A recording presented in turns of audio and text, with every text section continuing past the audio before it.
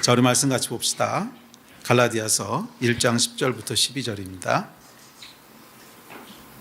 갈라디아서 1장 10절부터 12절 시작. 이제 내가 사람들에게 좋게 하랴 하나님께 좋게 하랴 사람들에게 기쁨을 구하랴 내가 지금까지 사람들의 기쁨을 구하였다면 그리스도의 종이 아니니라. 형제들아, 내가 너희에게 알게 하노니 내가 전한 복음은 사람의 뜻을 따라 된 것이 아니니라. 이는 내가 사람에게서 받은 것도 아니요 배운 것도 아니요 오직 예수 그리스도의 계시로 말미암은 것이라. 아멘. 우리가 갈라디아서를 통해서 이 자유에 대해서 살펴보고 있습니다. 복음은 율법이 아니라 우리 안에 거하시는 성령님이시라고 했죠. 성령께서 임하실 때, 새 영이 임하실 때 우리 안에 새 마음을 주시고 그 새 마음이 우리를 자유로 인도한다는 거예요. 율법과 이 은혜 또는 자유는 대척점에 있습니다. 율법은 우리의 마음을 변화시키는 것이 아니라 행동을 통제하는 겁니다. 뭘 해야 되고 하지 말아야 되고 그러다 보니까 그것은 우리를 속박합니다. 그러나 은혜는 그렇지 않아요. 은혜는 하고 싶음, 정말 그 열정, 더 드리고 싶고 더 하나님을 기쁘시게 하고 싶고 그 마음을, 그 탈레마를 성령께서 만드실 때 그것을 따라서 하나님을 섬기는 거예요. 그래서 성령을 따라 행하라 그랬어요. 성령을 따라 행하면 율법의 요구를 이루어지게 하신다고 했습니다. 이 은혜가 충만한 여러분 되시기를 주의 이름으로 축원합니다. 지난번에 이렇게 그 식사를 하다가 윤 목사님이 그런 말씀을 하셨어요. 윤성철 목사님이 형님 그 시내산 시온산 설교 들으니까 나는 시내산에 있는 것 같아요. 그러시더라고요. 그래서 제가 윤 목사님한테 아니요 윤 목사님 분명히 시온산에 있는데 사람들을 자꾸 시내산으로 보낸다고 이렇게 농담을 했는데 이게 농담이 아니고 사실은 그게 사실입니다. 사실 그게 사실인 게 사실 윤 목사님만 그런 게 아니고 저도 마찬가지고 모든 설교자들이 다 동의를 할 거예요. 동의란 게 뭐냐면 우리 안에는 적어도 제 안에도 그렇고 윤 목사님 안에도 그렇고 강력한 탈레마가 있어요. 정말 하나님 뜻대로 살고 싶은, 정말 하나님을 위해서 다 드리고 싶고 다 헌신하고 싶고 정말 막 생명도 드리고 싶고 막 그게 있거든요. 그러다 보니까 이제 강한 메시지가 나오는 거죠. 주를 위해서 다 드리십시오. 세상에 뭐 붉고 있다고 이러고 있어요. 나가는데 이게 말이에요. 똑같이 그 안에 성령께서 역사하시는 사람은 그것을 뭘로 받냐 하면 감동으로 받아요. 그렇지 정말 주를 위해 살아야지 이렇게 받는데 이게 이제 성령이 애매하신 분들이 있단 말이에요. 그런 분들한테 무슨 메시지가 되겠어요? 율법의 메시지처럼 들리는 거죠. 율법의 메시지처럼.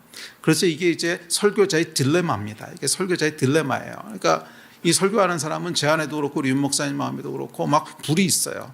불이 있어서 예수 막 그러면 어쩔 줄은 몰라요. 막 주를 위해서 다 드리고 싶고 더 하고 싶고 막 이 불이 있는데 그 불을 그대로 쏟아내면 이제 듣는 사람은 부담을 느낄 수가 있는 거죠.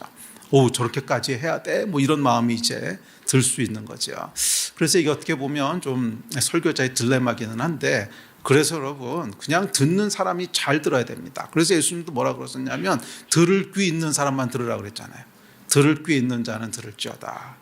그래서 그 말에 그냥 어휘를 그대로 받아들이는 게 아니라 그것이 어디서부터 나온 말인가? 그러니까 메시지가 어디서부터 나온 건가? 그래서 여러분 이 말씀은요 영으로 들어야 되는 거예요. 말씀은 영으로 들어야 되는 거예요. 내 안에 똑같은 영으로 들을 때는 저게 정말 하나님을 위해서 저렇게 살고 싶은 불이 지금 선포되는 거구나. 그러면 우리 안에도 똑같은 그 불이 임해요.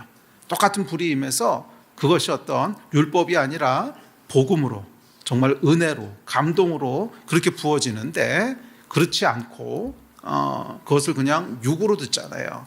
그냥 육으로 들면 부담감이 될 수 있죠. 부담감이 되고 율법이 되고 꼭 이렇게까지 해야 돼? 그런 생각 들고 그렇게 들게 됩니다. 그래서 26년도에는 다 여러분들에게 들을 귀가 있었으면 좋겠어요. 들을 귀가 있어서 그냥 이 앞에서 어떤 강사가 어떤 메시지를 쏟아놓더라도 다 감동으로 은혜로 받는 그런 한 해가 됐으면 좋겠습니다. 그러려면 뭐가 있어야 돼요? 그렇지, 성령 충만함이 있어야 돼요. 영이 살아 움직여야 돼요. 영이 살아 움직이는 한 해가 됐으면 좋겠습니다. 자, 어저께 제가 잠깐 얘기를 했는데 그 육체와 이제 성령에 대한 얘기를 하면서 그렇죠, 우리 안에 성령께서 새 마음을 주시고 그렇게 해서 우리 마음을 변화시켜 주시는 것이 복음의 본질이라고 했습니다. 그래서 결국 이것은 우리 힘이 아니라 성령의 힘으로 살아가는 거예요. 그러나 그렇다고 해서 우리의 역할이 하나도 없느냐? 그렇지는 않아요. 항상 하나님이 역사하실 때 보면 우리의 선택과 하나님의 능력이 함께 만나서 역사합니다.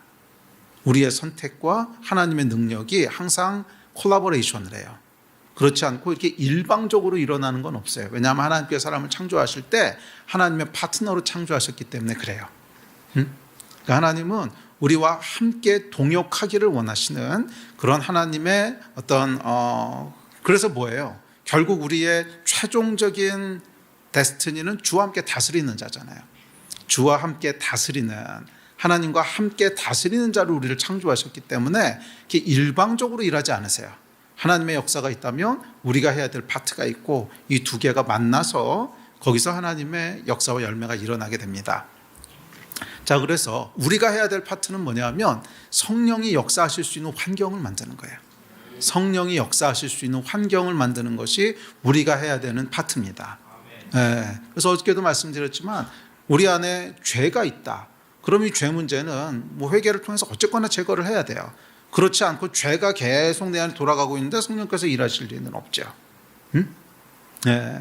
또한 우리가 믿음으로 뭔가를 선택할 때 아직 내 마음 가운데 그렇게 강력한 그런 감동과 탈레마가 있는 건 아니야. 그래도 내가 믿음으로 나의 의지를 하나님께 드리면서 내가 이렇게 하고 싶습니다 하고 선택할 때 거기서 성령이 역사하셔서 내 안에 강력한 탈레마를 만들어 주시는 거예요. 그렇지 않고서 그냥 뭐 어차피 성령께서 하신다니까 한번 해봐. 한번 해봐. 나는 그냥 이러고 있을 테니까. 이렇게 역사하시는 일은 없어요. 이렇게 역사하시는 일은 없어요. 항상 하나님께서는 원함이 있는 사람에게 원함을 부으셔서 하나님을 위해 살게 하세요. 이해가 되세요? 원함은 있는데 내 마음이 잘 안 따라와. 내 육신이 연약해. 그래서 잘 안 돼. 그러나 그래도 어떻게든지 하나님 위해서 살고 싶어 하는 이 원함 위에 성령께서 역사하셔서 그 안에 강력한 찰레마를 만드시지. 한번 해보세요. 나는 지금 마음도 먹고 아무것도 없는데 아무 성령 충만하면 할 수 있다며. 이런 태도 위에 역사하시는 일은 없어요. 그 절대로 역사하지 않습니다. 그래서 사실은 중요한 것은 믿음의 결단이고 중요한 것은 믿음의 태도입니다. 우리한테 믿음의 태도가 있고 하나님을 의지하는 믿음이 있고 주야 정말 손들고 주님 앞에 나옵니다. 내가 정말 하고 싶지만 난 연약합니다. 내 육신이 연약해서 자꾸 쓰러집니다. 주야 도와주십시오. 연약하지만 그런 우리의 갈망을 가지고 하나님 앞에 두 손 들고 나올 때 그 위에 하나님께서 역사하셔서 우리 안에 더 큰 갈망을 부으시고 성령의 탈레마를 만들어내시는 거지. 그냥 한번 해보세요. 난 모르겠어 배째. 이 위에 역사하시진 않아요. 우리가 해야 될 파트가 있어요. 그래서 사실 이 설교의 대부분은 뭐냐면 우리가 해야 될 파트에 대한 얘기입니다. 그럼 우리가 어떻게 해야 되는가? 어떤 태도와 어떤 믿음을 가지고 하나님 앞에 나가야 되는가? 성령께서 역사하시는 판을 만드는 건 뭔가 하는 것에 대한 이야기로 들으셔야 됩니다. 아멘이십니까? 그러니까 사실 이것은 율법과는 좀 다른 거예요. 자칫 잘못하면 혼란스러울 수도 있어요. 이것도 하라, 이것도 해라. 결국 그것도 율법 아닙니까? 잘못 이해하면 그렇게 들릴 수도 있는데 사실은 굉장히 달라요. 그러니까 율법은 내 힘으로 결국 모든 걸 끌고 가서 결과를 보겠다는 거고, 이쪽 건 뭐냐면 믿음이라고 하는 건 뭐냐면 내 힘이 없으니까 하나님께 도와달라고 선택하는 거예요. 내 힘이 없으니까 난 하나님 도와주십시오. 내가 정말 그렇게 살고 싶은데 내 힘이 안 됩니다. 도와주십시오. 하는 것이 은혜입니다. 믿음과 은혜로 사는 여러분 되셨으면 좋겠습니다. 자, 이제 10절부터 12절 살펴볼 텐데, 자, 다른 복음을 전하는 자들이 있었다고 했죠. 율법을 전했던 할례 유대주의자들이 있었습니다. 이들에게 바울은 굉장히 강하게 대응합니다. 심지어 저주를 선포하죠. 자, 이 사람들과의 충돌을 피할 수 없다고 생각했어요. 이거 사실 어저께도 얘기했지만 바울 세상적인 기준으로 봤을 때 이 사람들과 충돌하는 건 그렇게 지혜로운 건 아니었습니다. 왜냐하면 누가 봐도 그 당시에 주류는 예루살렘 교회였고, 숫자로 봐도 그렇고, 또 그 사람들은 유대인이고 바울이 속했던 곳은 이방인이고, 뭘로 보든지 간에 이게 싸움이 되는 싸움이 아닙니다. 계란으로 바위치기죠. 그 이방 교회라고 하는 것은 오늘날로 얘기하면 대형 교회에 붙어 있는 그냥 외국인 예배 같은 그 정도 위상입니다. 그런데 거기서 이 본교회와 싸워서 무슨 승산이 있겠습니까? 그러니까 지혜로운 일이 아니에요. 그럼에도 불구하고 바울이 이들과의 충돌을 마다하지 않았는데, 그 이유는 뭐냐면 바울은 오늘 본문에서 나는 사람을 기쁘게 하는 사람이 아니라 하나님을 기쁘게 하는 사람입니다. 사람과의 충돌이 일어나고 갈등이 일어날지라도 하나님이 기뻐하시는 일이 아니면 하지 않습니다. 하나님이 기뻐하시는 일만 합니다. 하는 것이 바울이 이들과의 충돌을 피하지 않았던 이유입니다. 그리고 결국 하나님께서는 이런 바울의 선택을 지지해 주시고 이방인 선교를 부흥케 하셔서 결국 주도권이 이방인 교회로 넘어가게 하십니다. 자, 그래서 오늘은 이 바울의 고백을 통해서 사람을 기쁘게 하는 것과 하나님을 기쁘게 하는 이 선택에 대해서 함께 살펴보려고 합니다. 자, 결론부터 얘기하면 결국 우리가 하나님을 기쁘시게 하는 선택을 했을 때 그 위에 성령께서 역사하신다는 거예요. 예? 예. 하나님을 기쁘시게 하는 선택. 사실은 쉽지 않았을 거예요. 바울 안에도 굉장히 부대낌이 있지 않았겠습니까? 야, 이 일하면 힘들어질 텐데 이거 어떻게 하지? 하는 염려도 있을 거고 힘들 것도 있을 거고. 하지만 그런 마음이 있음에도 불구하고 하나님을 기쁘시게 하기로 딱 선택을 했을 때 그 위에 성령께서 기름 부으셔서 이 안에 있었던 모든 불안함과 이 안에 있었던 모든 염려와 근심을 다 날려버리신다는 거예요. 아멘? 그러니까 성령의 탈레마는 가만히 있는데 이걸 다 날려보내셔서 하나님을 따라가게 하는 것이 아니라 하나님을 따르기로 선택했을 때 성령께서 역사하셔서 우리 안에 있는 마음들을 바꿔주시는 거예요. 아멘이십니까? 네. 그러니까 이 순서가 어떻게 되냐면 듣고 믿을 때에 성령을 받았다 그랬어요. 듣고 믿을 때에 성령을 받았다 그랬어요. 그러니까 믿음이 성령보다 앞서 있는 거예요. 우리가 믿을 때에 성령께서 역사하신단 말이에요. 그 믿음이 뭐냐면 하나님을 선택하는 거죠. 응?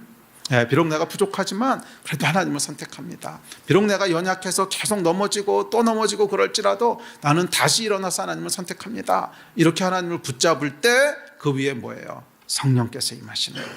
아멘. 자, 원어부터 좀 살펴보겠습니다. 사람들에게 좋게 하랴 하나님께 좋게 하랴 할 때 좋게 하다의 헬라어는 페이도라고 하는 단어입니다. 이것도 도가 아니고 th 발음 쓴데 페이도 뭐 이런데 발음이 어려우니까 그냥 대충 합시다. 한국 사람인데 하여간 페이도인데 이 페이도는 설득하다, 호의를 사다, 비유를 마치다 이런 뜻이에요. 그러니까 단순히 사람을 설득하는 것이 아니라 환심을 사는 거, 사람의 마음을 얻으려고 애쓰는 거, 그게 이제 페이도라고 하는 단어의 뜻입니다. 또 사람에게 기쁨을 구하다 할 때 이 헬라어는 아레스코인데 이것도 역시 비슷한 의미예요. 기쁘게 하다, 비유를 마치다 하는 의미로 남을 기쁘게 하려고 하는 태도, 눈치 보며 사는 태도 이런 뜻입니다. 그래서 이것을 원어대로 본문을 직역하면 이렇습니다. 내가 지금 하는 이 일은 사람들의 환심을 사고 지지를 받기 위한 것인가? 아니면 하나님의 지지를 받기 원하는 것인가? 내가 사람들의 비유를 맞추고 그들에게 인정받으려고 하고 그들의 기준에 맞추려고 하는 사람이라면 나는 하나님의 사람이 아니다. 내가 여전히 사람들의 눈치를 보고 그들을 만족시키려는 사람이었다면 나는 그리스도의 종이 아니다. 이런 뜻입니다. 원어의 뉘앙스는 이런 뜻이에요. 자, 세상에는 두 종류의 사람이 있습니다. 사람을 기쁘게 하려는 사람이 있고요, 하나님을 기쁘게 하려는 사람이 있습니다. 그 사람에게는 누군가를 기쁘게 하고 싶은 욕구가 있어요. 누군가를 기쁘게 하고 싶은 욕구가 있는데 그 이유는 인간의 창조 설계에 있습니다. 그러니까 하나님이 사람을 창조하실 때 관계적인 존재로 창조하셨죠. 그래서 하나님이 사람을 창조하실 때 인간 안에 누군가에게 기쁨이 되고 싶어하는 욕구를 기본으로 장착시키셨어요. 왜? 그 누군가의 기쁨이 되고 싶은 욕구를 통해서 결국 사랑의 관계를 맺게 되잖아요. 만약에 그런 욕구가 없다면 사랑의 관계라고 하는 게 불가능하지 않겠어요? 그러니까 사랑이라고 하는 걸 이루는 요소를 생각해 보세요. 내가 저 사람의 기쁨이 되고 싶고, 내가 저 사람으로부터 지지받고 싶고, 그 마음이 사랑을 이루는 아주 중요한 기초 블록 중에 하나죠. 만약 그런 욕구가 사람에게 없다면 관계 형성이 잘 안 될 거예요. 그래서 하나님께서 사람을 창조하실 때 우리를 관계적인 존재, 사랑을 할 수 있고 사랑을 받을 수 있는 존재로 창조하시면서 우리 안에 기본으로 장착시켜 넣으신 그런 욕구 중에 하나가 뭐냐면 누군가의 기쁨이 되고 싶은 욕구입니다. 누군가의 기쁨이 되고 싶은 욕구. 그래서 이 욕구를 통해서 우리는 사랑의 관계를 맺게 되고 그 사랑의 관계 속에서 존재의 의미를 갖게 됩니다. 그렇게 하나님이 창조하신 거예요. 그래서 이 욕구가 없다면 사실 사랑의 관계라고 하는 걸 맺지 않겠죠. 굳이 저 사람에게 잘 보인다? 저 사람의 기쁨이 되고 싶은 욕구도 없고 저 사람의 지지를 받고 싶은 생각도 없고 이런 욕구가 하나도 없는데 관계가 만들어지겠어요? 그렇죠? 자, 그래서 우리는 자연스럽게 누군가의 기쁨이 되고 싶고 자연스럽게 누군가의 지지를 받고 싶고 누군가에게 소중한 존재가 되고 싶은 그런 갈망이 있습니다. 이 내재된 갈망을 페이도 욕구라고 부를 수 있는데 이거 제가 이름을 지은 겁니다. 그래서 26년도에 중요한 두 개의 키워드가 탈레마하고 페이도예요. 페이도 욕구. 그러니까 우리 안에 누군가의 기쁨이 되고 싶은 욕구가 있는데 이 페이도 욕구하고 탈레마하고는 깊게 연결되어 있습니다. 깊게 연결되어 있는데 뭐냐면 내가 누구의 기쁨이 되고 싶은가에 따라서 거기에 해당하는 탈레마가 만들어지는 거예요.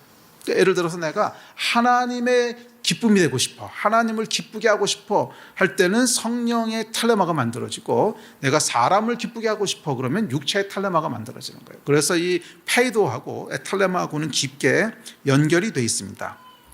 자, 우리 안에 어떻게 성령의 탈레마가 만들어지느냐, 이게 사실 우리 앞에 놓여 있는 과제잖아요. 예배를 통해서 성령 충만함으로 우리가 그럴 때 물론 성령께서 역사하시는데 구체적으로 어떻게 그 열쇠 중에 하나가 뭐라는 거예요? 페이도 욕구라는 거예요. 하나님을 기쁘시게 하려 아니면 사람을 기쁘게 하려. 자, 이 페이도 욕구입니다. 자, 페이도 욕구는 누군가의 기쁨이 되고 싶고 누군가의 지지를 받고 싶은 그런 욕구입니다. 이 페이도 욕구는 사랑을 구성하는 중요한 요소예요. 자, 사랑한다고 하는 건 그 사람의 기쁨이 되고 싶고 그 사람의 지지를 받고 싶은 마음을 기초로 합니다. 페이도 욕구는 하나님이 인간을 창조하실 때 넣어놓으신 자연스럽고 건강한 욕구입니다. 적어도 죄가 틈타기 전까지는. 자, 그런데 이 페이도 욕구에는요, 페이도 욕구에서 중요한 게 있는데 그건 순서예요. 이 순서를 따라야 건강한 페이도 욕구가 되는데 그 순서는 하나님 먼저, 그 사람은 나중에라는 거예요. 이게 페이도 욕구에서 가장 중요한 요소입니다. 그러니까 페이도가 건강한 욕구가 되기 위해서는 반드시 있어야 되는 게 이 순서예요. 하나님 먼저, 그리고 사람은 그 다음. 그러니까 페이도 욕구의 제1대상은 뭐냐면 하나님이시라는 거예요. 하나님이셔야만 해요. 그러니까 인간은 1차적으로 하나님과의 관계 속에서 이 내재된 갈망이 채움받도록 그렇게 창조됐어요. 하나님을 기쁘시게 하기로 선택할 때 우리 안에 하나님이 나를 기뻐하시고 나를 지지하시는구나 하는 감동이 부어지는데 이게 누가 하시는 거예요? 성령께서 하시는 거예요. 그래서 우리가 하나님을 기쁘시게 하기로 선택할 때 우리 안에 성령께서 역사하세요. 네, 그래서 페이도 욕구는 아까 얘기했지만 탈레마하고 깊게 연결됩니다. 우리가 하나님을 페이도하기로 선택할 때 믿음으로 선택하는 거죠. 그때 우리 안에 성령께서 역사하셔서 새로운 탈레마를 만들어내세요. 그것은 하나님의 기쁨에서부터 오는 우리 안에 있는 기쁨입니다. 그러니까 이게 뭐냐 하면 하나님이 나를 기뻐하시는구나, 하나님이 나를 지지하시는구나 라는 사실을 알 때 그것이 우리에게 힘이 되고 그것이 우리에게 격려가 되고 감동이 되고 우리에게 기쁨이 되는 거예요. 응? 그렇지 않습니까? 하나님이 지금 나를 기뻐하시는구나 했을 때 우리가 기뻐지는 거잖아요. 예. 그래서 성경은 뭐라 그랬냐면 이렇게 얘기합니다. 시작. 여호와로 인하여 기뻐하는 것이 너희의 힘이니라. 영어 성경에 보면 The joy of the Lord is your strength 이렇게 되어 있거든요. The joy of the Lord, 여호와의 기쁨. 예. 그리고 이 히브리어에도 보면 여호와의 기쁨이라고 소유격으로 이제 표시되어 있습니다. 그러니까 하나님으로부터 오는 기쁨으로 해석해도 되지만 직역하면 그냥 하나님의 기쁨이라는 뜻이에요. The joy of the Lord. 하나님의 기쁨이 우리의 힘이라는 거예요. 네, 그러니까 하나님을 기뻐하시기로 선택할 때 하나님이 기뻐하시는 것이 성령으로 말미암아 우리 안에 부어지는 거예요. 무엇으로 부어지냐면 우리의 힘으로 부어지는 거예요. 힘으로 부어진다는 게 여러분 뭔지 아시죠? 더 그렇게 살고 싶고 더 예배하고 싶고 더 하나님께 드리고 싶고 더 주의 나라를 위해 살고 싶고 하는 그 기쁨으로 확 부어진다는 거예요. 아멘. 여호와를 기쁘시게 하는 사람 되시기를 바랍니다. 그럴 때 우리 안에 뭐가 일어나는 거예요? 성령의 탈레마가 일어나는 거예요. 예? 여호와를 기뻐하는 것이 여호와로 인하여 기뻐하는 것이 우리의 힘이니라. 아멘. 여호와를 기뻐하는 것이 우리의 힘이니라. 할렐루야. 예. 그러니까 사람은요 여호와를 기쁘시게 하기로 선택할 때 성령의 체험을 받습니다.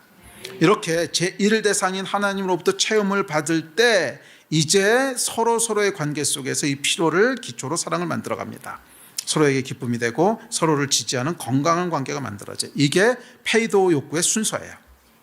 그러니까 순서는 하나님을 향한 페이도를 선택하고 그때 성령이 만족해 하시는 탈레마를 만들고 그럴 때 서로를 향한 건강한 페이도가 이루어지는 이게 이제 올바른 순서라는 거예요. 하나님을 향한 페이도를 먼저 선택하고 그랬을 때 성령의 탈레마가 만들어지고 그럴 때 서로를 향한 새로운 페이도가 그것을 기초로 건강한 페이도가 만들어진다는 거예요. 자, 그래서 복음이 뭐예요? 하나님을 사랑하고 이웃을 사랑하는 거죠. 이것도 순서가 있는 거잖아요. 하나님을 사랑하는 게 먼저예요. 크고 첫째 되는 계명이라고 했어요. 하나님을 사랑하는 것이 첫째 되는 게 뭐예요? 순서가 있다는 거죠. 크고 첫째 되는. 그리고 그 다음 순서가 뭐예요? 이웃을 내 몸같이 사랑하는 거라고 그랬어요. 자, 이것이 페이도의 순서입니다.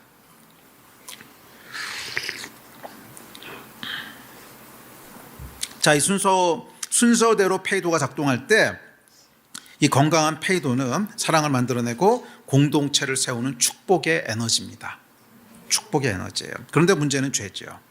죄가 들어오면서 이 건강하고 소중한 페이도 욕구가 이상하고 병적인 욕구로 변질됩니다. 순서가 틀어진 거예요. 하나님을 향해야 될 페이도 욕구는 스킵하고 사람에게 그 욕구를 먼저 돌리게 됩니다. 이게 어쩌면 하나님과의 관계가 단절됐기 때문에 피할 수 없는 귀결일 텐데 그래서 그 결과 어떻게 되냐면 사람의 인정이 필요해지고 사실 여러분 하나님으로부터 인정받는다고 하는 페이도 욕구가 채워지면 사람의 인정이 그렇게 목매지 않아요. 누가 사람의 인정에 목매냐 하면 하나님으로부터 인정이 채워지지 않은 사람이 사람의 인정에 목매는 거예요. 그리고 사람의 인정에 목매게 되면 관계는 깨집니다. 왜냐하면 우리는 서로에게 그 욕구를 채워줄 만한 역량이 없어요. 그러니까 안 되는 사람한테 지금 기대하고 요구하니까 당연히 관계가 깨지죠. 사람은 여러분 사랑해야 될 대상이지 사랑을 요구할 수 있는 대상은 아니거든요. 그러니까 사람은 어떻게 창조됐냐면 하나님으로부터 페이도 욕구가 채워지도록 창조됐어요. 하나님의 인정을 받을 때 우리 안에 다 채워지는 거예요. 그래서 다 이루었다. 그랬을 때 서로에게 기쁨이 되기 위해서 나를 더 드리고 그 사람을 위해서 더 헌신하는 이 십자가의 반응이 나오게 되는데 이게 제1대상으로부터 채워지는 게 없고 그러다 보니까 그냥 그건 스킵하고 사람에게로 향하게 됩니다. 그러면 사람의 인정을 구하게 되죠. 사람의 인정을 구하게 됩니다. 또한 사람의 시선을 두려워하게 됩니다. 그렇죠. 저 사람이 나를 어떻게 평가할까. 사람의 비율을 맞추게 되고 사람의 평가가 삶의 기준이 되고 사람의 반응이 기쁨과 우울을 결정하게 됩니다. 사람의 반응에 따라서 기뻤다가 또 저렇게 반응하면 우울했다가 이렇게 되는 거죠. 여러분 하나님으로부터 이 페이도를 통해서 페이도 욕구가 채워지는 사람은요, 사람에 의해서 이렇게 흔들리지 않아요. 이미 우리 안에 있는 욕구들이 채워졌기 때문에. 이게 안 채워지니까 사람한테 목을 매는 거거든요. 이 깡통이 벼으니까 계속 사람한테 구걸하고 있는 거거든요. 깡통이 꽉 차면 굳이 구걸하지 않습니다. 뭐 이미 충만한데 뭐하러 구걸하겠어요. 그런데 계속 사람들한테 인정을 구걸하고 뭐 비율을 맞추고 평가, 또 사람의 반응에 따라서 일희일비하고 하는 것들은 깡통이 벼서 그래요. 깡통이 빈 거예요. 이게 하나님으로 채워져야 돼요. 그게 순서라는 거예요. 자, 이렇게 사람에게 페이도 욕구를 적용하게 되면 이때 발생하는 두려움이 거절감입니다.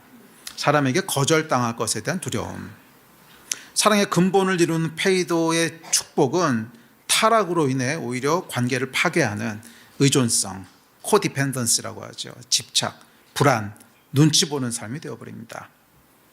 페이도 욕구는 공동체의 건강한 관계를 구축하는 복된 것이었는데, 이 욕구가 하나님이라고 하는 제1 대상을 스킵하고 사람에게로 향하게 됐을 때 이 욕구가 병이 돼요.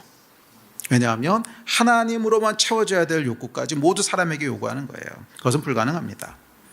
그리고 그 결과 우리는 사람의 눈치를 보며 사람의 비율을 맞추는 피곤한 인생이 됐습니다. 이걸 뭐라 그래요? 종이라 그러는 거죠. 종. 피곤한 인생인 거예요. 다른 사람의 종이 됩니다. 그리고 원하는 욕구가 채워지지 않았을 때 상대에 대해 분노하고 저주합니다. 또한 욕구가 채워지지 않을 것에 대한 불안함과 불안이 내면을 지배합니다. 거절감에 대한 두려움이죠. 그 결과는 상대에 대한 집착, 의존성으로 이어지게 됩니다. 이게 아주 이상한, 그러니까 진짜 병적이라고 할 수밖에 없는 게, 없으면 불안하고 있으면 분노해요. 이 사람에게 의존하는 것 중에 대표적인 증상이 없으면 불안하고 있으면 분노해요. 잘 생각해 보세요. 부부관계에도 많거든요. 이게 없으면 또 불안해. 근데 있으면 짜증나.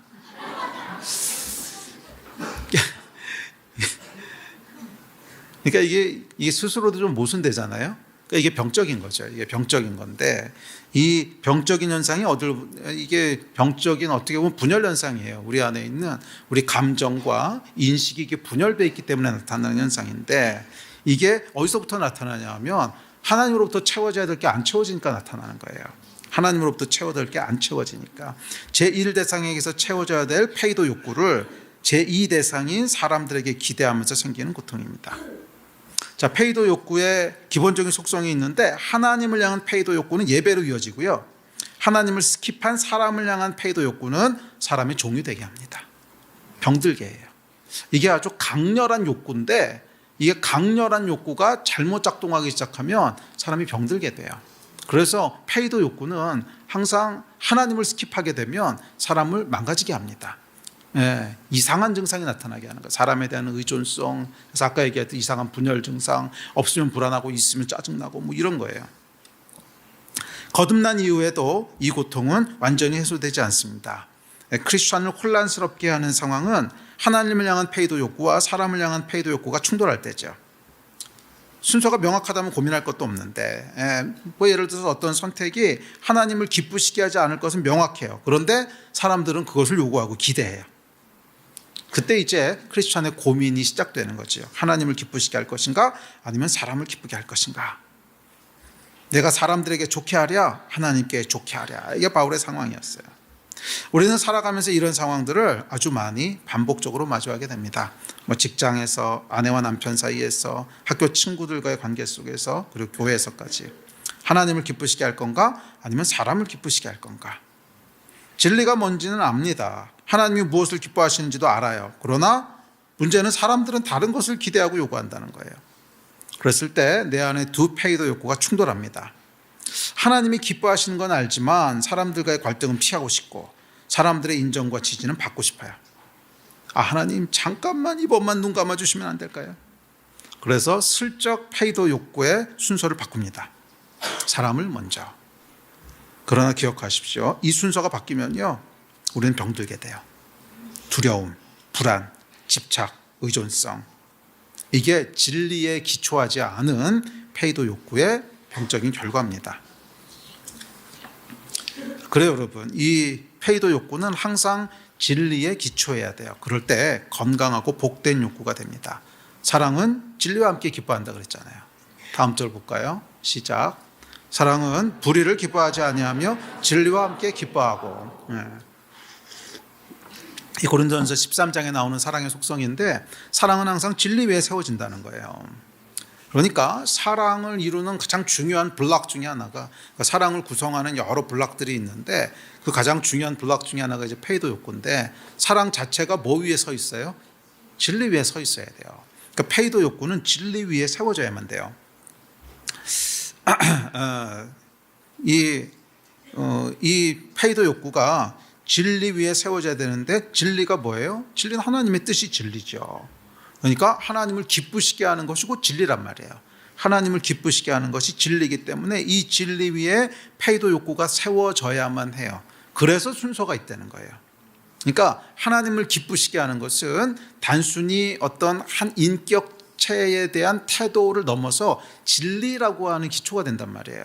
하나님은 진리를 기뻐하시는 분이시기 때문에 하나님을 향한 페이도 욕구는 단순히 그 사람의 비유를 마치고 그 사람한테 어떤 환심을 사기 위한 것이 아니라 진리라는 기초 위에 서게 되는 거예요. 그래서 하나님을 기쁘시게 한다는 이 순서가 중요한 거예요. 그래서 이 진리 위에 섰을 때 다른 사람들과의 페이도 욕구가 건강한 모습으로 나타나게 돼요. 그래서 건강하게 서로 사랑하고 서로에게 기쁨이 되기 위해서 기꺼이 나를 주는, 그게 고린도전서 13장의 사랑의 모습이죠. 네. 자, 그렇게 됩니다. 그러나 이 진리 위에, 하나님의 뜻 위에 세워지지 않은, 그러니까 하나님을 기쁘시게 하는 것이 먼저가 아닌 그런 페이도 욕구는 항상 종이 되게 합니다. 집착, 의존성. 갈등을 피하고 싶은 욕구, 또 누군가에게 인정받고 싶은 욕구, 사랑받고 싶은 욕구, 이런 욕구들은 하나님이 창조하신 자연스러운 것들이지만 반드시 한 가지 조건이 있습니다. 진리 위에 세워져야 돼요. 제1대상인 하나님을 기쁘시게 한다는 이 전제 위에서만 올바로 작동합니다. 그때만 새 마음, 새로운 텔레마를 주시는 성령께서 역사하실 수 있어요. 그렇죠. 그러니까 성령이 역사하시는 기초 중에 하나가 진리지요. 진리가 아닌데 그 위에 성령이 역사하시지는 않죠. 그래서 이 진리 위에 페이도가 세워질 때 성령께서 텔레마를 새롭게 만들어내세요. 이 페이도 욕구가 하나님과 충돌을 일으킬 때, 그러면 이 자연스러운 욕구는 망가져서 병이 됩니다. 자, 이렇듯 죄와 타락은 하나님의 창조 섭리를 뒤틀고 왜곡해서 병이 되게 했습니다. 사람에게 의존적인 존재가 되게 해요. 의존. 누군가의 기쁨이 되고 누군가의 지지를 받기 위해 눈치를 보는 피곤한 삶을 살게 됩니다. 종이 된 거죠.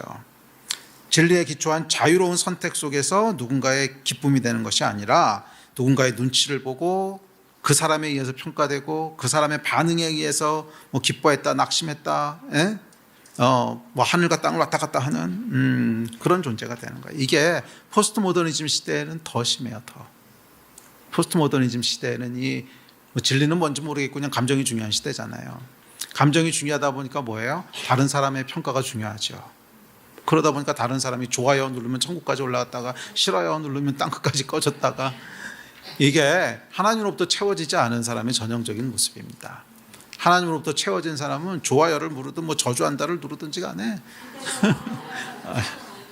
상관이 없어요. 하나님이 나에 대해서 오케이, 하나님이 나를 지지하신다는데 뭐 이게 있어야, 이 하나님으로부터 오는 안정감이 있어야 사람과의 관계가 정상적으로 돼요. 사람이요, 안정감 없는 사람이랑 관계 맺는 게 얼마나 힘든지 아십니까?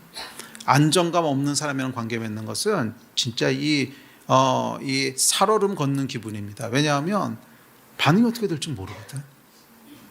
반응이 어떻게 나올 줄 몰라요. 안정감이 없는 사람은 내가 똑같이 반응했는데 오늘은 너무너무 좋아 그랬다가 똑같이 반응했는데 내일은 야 이놈 새끼야 뭐 이럴 수도 있고, 이게 얼마나 힘들겠어요. 그래서 이 안정감이 없는 사람은 그 좋은 관계를 누리기가 참 어렵습니다. 좋은 관계를 누리기가 참 어려워요. 그런데 이 안정감은 어디서부터 오는 거예요? 사람에게서 오는 게 아니에요. 이거 자꾸 사람에게 구하지 마세요. 줄 수도 없는 대상에게 자꾸 내놓으라 그러니까 그 사람은 얼마나 답답하겠어. 응? 그 사람은 얼마나 답답하겠어요. 내가 줄 수도 없는 걸 자꾸 달라 그러니. 안정감은 누구로부터만 오는 거야? 하나님으로부터만 오는 거예요. 하나님으로부터만 오는 거예요. 하나님이 나를 향해서 너는 내 기쁨이야. 너는 내 기쁨이야. 너는 내 뷸라야. 그렇게 하나님이 말씀하실 때 거기서 우리가 하나님이 나를 기뻐하시는구나. 그 성령의 새 마음이 우리 안에 부어지는 거예요. 성령의 새 마음이 부어지는 거예요. 그것은 단순히 우리가 머리로 이해하는 게 아니에요. 그렇지, 하나님이 나를 자녀 삼으셨지, 하나님이 나를 기뻐하시지 하는 그게 아니라 성령께서 새 마음을 부으신다고 하는 건 뭐예요? 그게 믿어지게 하시는 거죠. 그냥 믿어지게 하셔서 그것이 내 마음을 그냥 온통 채우는 거예요. 하나님이 나를 기뻐하신다고 하는 감격이 내 마음을 막 그냥 가득 차요. 그래서 여러분, 내 마음이 나는 하나님이 지지하시고 기뻐하시는 자야 하는 게 가득 채우게 되면 사람이 뭐라 그러든지 간에 그것에 의해서 흔들리지 않아요. 뭐 좋아요를 누르든 저주합니다를 누르든지 간에 상관없어. 예. 그 안에서 이렇게 스테이블한 안정적인 반응을 보이게 됩니다. 그리고 그게 이웃과 관계를 맺는 기초예요. 이 안정감이 없으면 관계가 참 어려워요. 오늘 다르고 내일 다르고 계속 변하는데 그 사람은 무슨 죄야? 응? 그 장단을 어떻게 맞추겠어? 오늘 이랬다 내일 저랬다 그러는 거를. 이게 안 되는 거거든요. 사람이 할 수 없는 일이란 말이에요. 근데 그걸 사람한테 요구하는 거죠. 그러니까 관계가 깨지겠지. 그래서 이 깨지지 않는 건강한 관계의 기초는 하나님으로 채워져야 돼요. 우리 안에 있는 그런 니즈들이 하나님으로부터 채워져야 돼요. 아멘. 그리고 그 시작이 뭐예요? 페이도 욕구예요. 하나님을 기쁘시게 하고자 하는, 하나님의 기쁨이 되고자 하는 그 욕구. 하나님을 기쁘시게 하고 싶은, 하나님의 기쁨이 되고 싶은 그 욕구. 그 욕구가 하나님으로 채워질 때 거기서부터 우리가 건강한 관계를 맺게 됩니다. 자, 바울에게도 두 가지 욕구가 충돌했죠. 하나는 하나님의 기쁨이 되고 싶은 페이도 욕구였고, 다른 하나는 그래도 사람들과 갈등을 피하고 또 그 사람들로부터 인정받고 싶은 욕구였어요. 그런데 바울은 1초도 망설이지 않고 단호하게 얘기합니다. 이렇게 얘기하죠. 시작. 이제 내가 사람들에게 좋게 하랴 하나님께 좋게 하랴 사람들에게 기쁨을 구하랴 내가 지금까지 사람들의 기쁨을 구하였다면 그리스도의 종이 아니니라. 바울이 여러분 놀라운 성령의 사람으로 끝까지 살 수 있었던 비결입니다. 바울은요 사람 눈치 보지 않았다는 거예요. 사람에게 요구하지 않았다는 거예요. 하나님이 나에 대해서 뭐라고 말씀하시는가, 이거 하나 딱 붙잡고 갔기 때문에 바울의 인생에는 끊임없이 성령께서 역사하신 거예요. 끊임없이 성령께서 역사하신 거예요. 그 바울뿐만 아니라 오늘날 저와 여러분의 인생도 똑같습니다. 어떤 사람의 인생 위에 하나님께서 성령께서 역사하시는가? 그렇죠. 내가 사람에게 좋게 하랴 하나님께 좋게 하랴. 나는 하나님을 기쁘시게 하는 사람입니다. 이 사람 위에 성령께서 역사하시는 거예요. 그 사람 위에 성령께서 역사하셔서 바울과 같이 놀라운 인생을 살게 하시는 거예요. 아멘. 바울은 자신이 그리스도의 종이라고 말합니다. 자, 종이라고 하는 것은 이제 돌로스라고 하는 단어인데, 이는 묵다, 어디에 소속되다 이런 뜻입니다. 그러니까 그리스도의 종이라고 하는 것은 노예란 뜻이 아니고 소속이라는 뜻이라 그랬죠. 그리스도의 종이라고 하는 건 나는 그리스도께 속한 사람입니다 이런 표현인데, 이것의 또 다른 의미는 주인에 대한 충성을 의미합니다. 그러니까 바울은 나는 하나님께만 충성하는 사람입니다. 나는 다른 어떤 것에서 충성하지 않습니다. 나는 하나님께만, 한 주인에게만 충성합니다. 나는 한 주인만 기쁘게 하는 것을 선택합니다. 나의 페이도 욕구는 오직 하나님을 향해서만, 나는 하나님만을 페이도하는 사람입니다. 아멘. 그래서 바울은 여러분 한 주인 앞에 살아가는 존재였어요. 모든 사람의 인생에는 관중이 있습니다. 그렇죠. 뭐 연예인들은 관중을 기쁘게 하고 또 그들의 마음을 사기 위해서 연기하죠. 페이도죠. 관중을 향한 페이도가 삶의 동력입니다. 뭐 우리 인생도 크게 다르지 않습니다. 우리도 누군가는 우리가 관중으로 생각하고 있어요. 그래서 저 사람을 만족시키고 저 존재를 기쁘게 하고 그러기 위해서 살아요. 관중이 없는 사람은 없어요. 그게 아마 어려서는 이제 부모님일 거고, 자라면서 친구들, 뭐 교회에서는 다른 성도들, 또 학교에서 친구들, 뭐 이런 사람들 있죠. 하여간 내가 중요하게 생각하는 관중이 있습니다. 그것을 이제 심리학에서는 important others라고 하는데, 그러니까 중요한 타자라 그러는데, 그러니까 내가 이렇게 신경 쓰는 사람들이 있다는 거예요. 그래서 그 사람들의 반응에 의해서 내가 움직이는 거예요. 그 사람들의 반응에 의해서 움직이는 존재들이 있습니다. 모든 사람이 나에게 중요한 타자는 아닙니다. 예를 들어서 부모님 같은 경우에는 어렸을 땐 당연히 중요한 타자고, 나중에 이제 연애를 하게 되면 그 사람이 가장 중요한 타자죠. 그다음에 학교 다닐 때 이제 친구들, 뭐 그렇습니다. 그러니까 이게 뭐냐면 페이도 욕구죠. 결국 페이도 욕구죠. 그 사람을 향한 페이도 욕구죠. 그 페이도 욕구가 관계를 형성하고 삶을 움직이는 에너지예요. 자, 그런데 바울은 뭐예요? 나의 관중은, 나의 중요한 타자는 하나님밖에 없다는 거예요. 나의 중요한, 종은 주인 이외의 존재를 페이도하면 안 된다는 거예요. 종은 오직 주인만 기쁘게 하는 존재지. 바울에게 그리스도가 그런 존재라는 거예요. 바울에게는 그리스도를 페이도하려는 열망이 다른 모든 열망을 압도했다는 거예요. 그래서 바울 인생의 관중은 누구예요? 오직 예수 그리스도. 그분 한 분이시라는 거예요. 아멘. 바울은 이렇게 말합니다. 내 삶의 관중은 단 한 분 그리스도뿐이다. 사람은 내 관중이 아니다.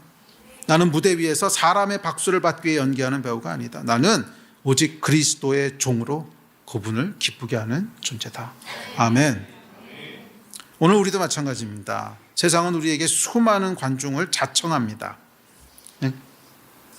뭐 특별히 요즘 젊은 세대는 이 SNS, 뭐 이거 SNS, 또는 뭐 직장 상사의 평가, 가족들의 시선, 뭐 친구들의 좋아요, 교회 내에서 인정에 이르기까지. 그런데 우리는 하나님 앞에서 한 가지 질문을 던져야 돼요. 나는 누구 앞에 살아가는 존재인가? 나는 누구 박수를 위해 살아가나? 나의 페이도는 누구를 향한 건가? 이 질문이 우리의 삶을 결정합니다. 아멘. 예배팀 나오십시오. 이 질문이 내가 어떤 에너지로 살아가는가를 결정하는 거예요. 이 질문이 내가 어떤 에너지로 살아가는가를 결정하는 거예요. 내가 사람을 페이도하는 동기로 살아갈 때, 그러니까 내 인생의 관중이 사람들일 때 나를 움직이는 동기는 뭐냐면 사람을 좋게 하랴, 이 에너지인 거예요. 사람을 향한 페이도. 세상에서의 인정을 구할 때, 세상에서 성공하고 싶고 하여간 세상에서 뭔가 인정을 구할 때 그게 결국 뭐예요? 사람을 페이도하려는 거죠. 사람들을 기쁘게 하면 뭐 그 사람으로부터 인정받고 지지받고, 그러면 나를 움직이는 에너지는 뭐겠어요? 그렇죠. 여기서부터 오는 에너지죠. 세상으로부터 오는. 바울이 얘기하는 건 뭐냐면 세상으로부터 오는 에너지로 살아가면 안 되고 하늘로부터 오는 에너지로 살아야 된다는 거예요. 성령으로부터 오는 에너지가 있다는 거예요. 그 에너지는 뭐예요?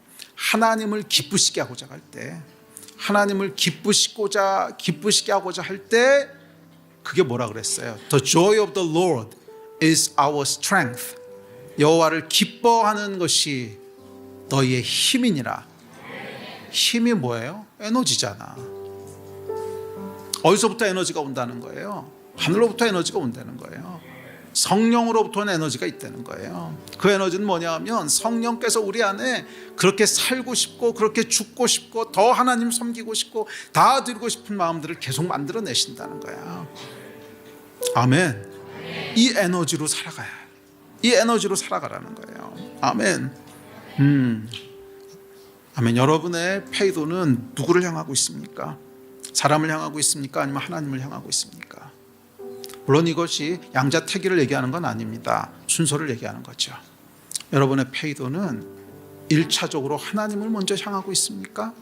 아니면 하나님을 스킵하고 사람을 향하고 있지는 않습니까? 우리의 페이도가 하나님을 향할 때 우리는 성령의 힘으로 움직이게 돼요. The joy of the Lord is our strength. 여호와의 기쁨이 우리의 힘이 돼요. 그러나 사람을 향하게 될 때 우리는 종이 돼요. 사람의 눈치를 보고 그 평가에 따라서 기뻤다, 슬펐다, 낙심했다. 천국과 지옥을 오르내리는 종이 됩니다. 사람을 기쁘게 하는 삶은 우리를 종이 되게 합니다. 그러나 하나님을 기쁘게 하는 삶은 참된 자유에 이르게 합니다. 여러분 인생의 관중은 누굽니까? 바울처럼 오직 여호와 하나님, 그분만이 나의 참된 주인이시고 나의 기쁨의 근원이시고 나의 페이도의 대상이십니다 하는 이 고백으로 살아가는 여러분 되시기를 바랍니다. 그럴 때 우리 안에 성령의 텔레마가 작동하기 시작할 거예요. 아멘. 이 믿음의 선택, 이 믿음의 고백 위에 성령께서 역사하시는 거예요. 그래서 바울이 죽기까지 마지막 순간까지 쉬지 않고 달리게 했던 그 하나님을 향한 힘, 그 열정이 우리 안에 움직이기 시작할 겁니다. 그런 한 해가 되시기를 주의 이름으로 축원합니다. 오늘 같이 일어나서 기도합시다.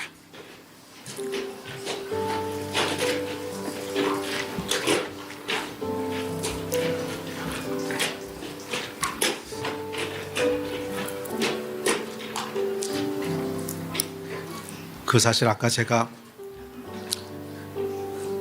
윤 목사님 얘기를 하면서 윤 목사님은 시온산에 있지만 딴 사람 시내산으로 밀어넣는다고. 근데 사실 저도 비슷한 것 같아요. 저에 대한 평가가 뭐냐면 그 목사님은 항상 따라가기 바쁩니다. 그래서 제 책도 읽어보면 쉼표가 없대요. 달리고 아멘으로 끝난다는 거예요. 책이 좀 이렇게 쉬어서 쉬면서 생각도 하고 좀 돌아보기도 하고 그런 게 있어야 되는데 하여간 그 출판사에서 그 얘기를 하시더라고요. 목사님 책은 좋기는 한데 쉼표가 없다고. 그냥 시작부터 시작해가지고 마지막까지 계속 달리고 더 빨리 달리다가 아멘하고 끝난다고. 맞아요.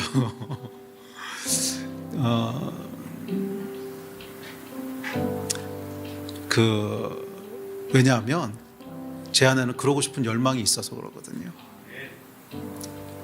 그것은 여러분들을 죄송합니다, 신의 산으로 몰아넣는 것이 아니라 제 안에는 그렇게라도 하고 싶은 열망이 있는 거예요. 더 드리고 싶고 더 주를 위해 살고 싶고 어떻게든지 내가 숨쉬는 한은 정말 하나님의 나라를 위해서 뭐라도 조금 더 하고 싶고 마지막 호흡이 쓸딱하지라도 하나님 위해서 하나라도 더 하고 싶고. 그러니까 이 쉼표가 잘 안 들어가는 거예요. 그래서 이게 잘못 들리면 율법처럼 들릴 수도 있겠어요. 제가 생각해 보니까 따라오는 사람은 힘들겠다. 들을 귀가 열리기를 축복합니다. 그것은 여러분들을 신의 산으로 몰아넣는 것이 아니라 그냥 그래서 제 말을 그냥 문자로 받아들이지 마시고 제 안에 있는 영이 전달됐으면 좋겠어요. 제 안에 있는 영이 전달됐으면 좋겠어요. 윤 목사님은 왜 저러실까? 고 목사님은 왜 저러실까? 하는 이 영이 전달됐으면 좋겠어요. 아멘. 그 영이 전달되는 은혜가 있기를 기대합니다. 우리 같이 기도합시다. 우리 기도할 때 이 하나님, 이 영의 기름 부심이 있게 하여 주십시오. 율법으로 살아가는 것이 아니라 주를 위해 더 살고 싶고 더 뛰고 싶고 잠시도 쉬고 싶지 않은 이 성령의 텔레마가 풀어지는 은혜가 있게 하여 주십시오. 주님, 주를 위해 사는 자들이 되게 하시고 여호와를 기쁘시게 하는 자가 되게 하여 주시고 여호와를 향한 페이도 욕구가 끊이지 않는 자가 되게 하여 주시고 The joy of the Lord is our strength. 여호와를 기뻐하는 것이 우리의 힘이 되는 그 은혜가 있게 하여 주시옵소서. 이를 위해서 우리 주여 한번 크게 부르짖고 다 같이 합심해서 기도하시겠습니다.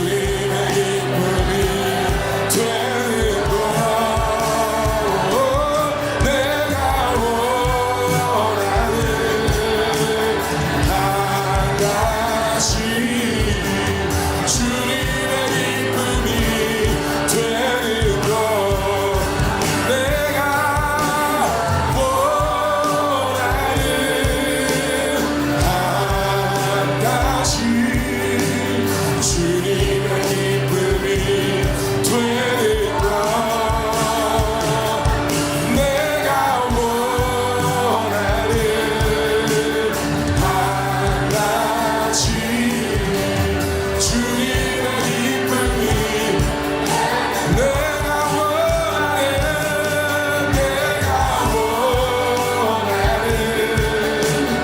한 가지 주님의 기쁨이 되는 것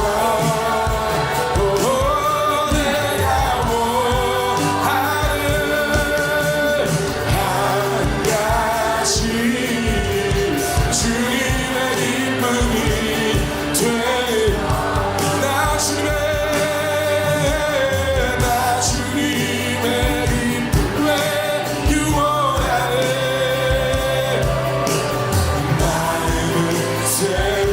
하소서 새로 내가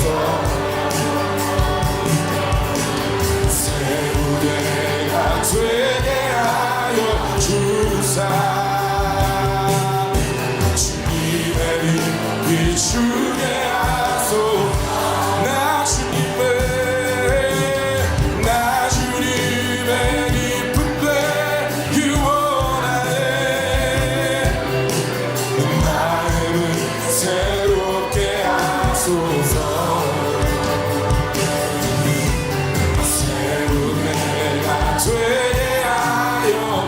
원하네 마음을 새롭게 하소서 새로 내가 되게 하여 주사 주님의 빛 비추게 하소 내가 원하는 한 가지 주님의 기쁨이 되는 것 내가 원하는 한 가지 주님의 기쁨이 겸손히 내 마음 드립니다 나의 모든 것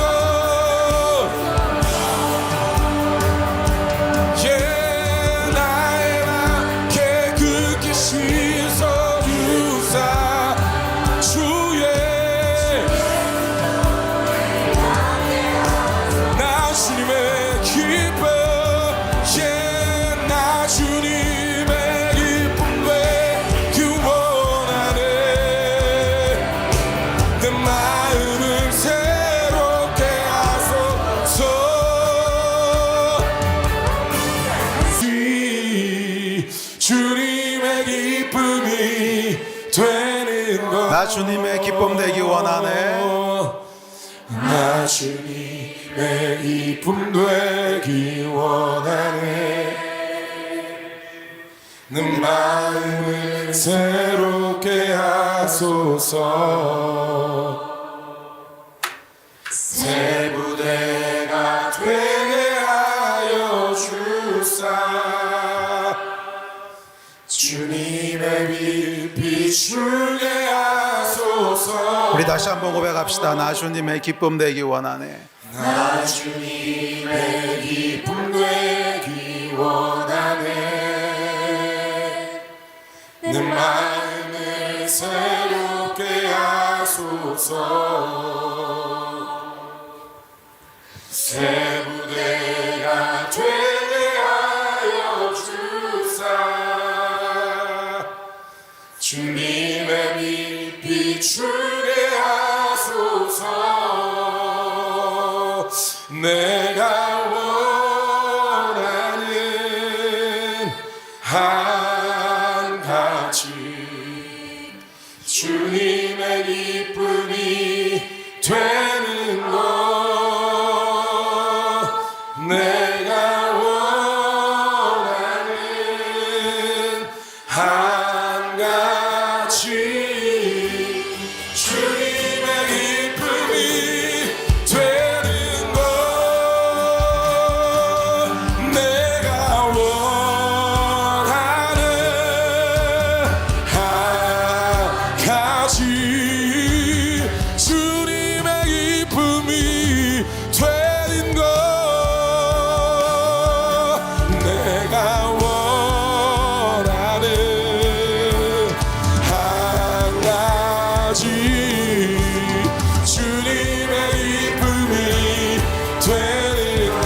같이 한번 기도합시다. 기도하실 때 믿음의 고백으로 나아갑시다. 하나님, 하나님을 기쁘시게 하는 자로 살기를 원합니다. 사람을 기쁘게 하는 자가 아니라 하나님을 기쁘시게 하는 자로 살기를 원합니다. 주여, 우리 가운데 여호와의 기쁨을 불어 주시옵소서. 성령을 부어 주시옵소서. 이 마음 가지고 우리 주여 한번 부르짖고 기도하며 나갑니다.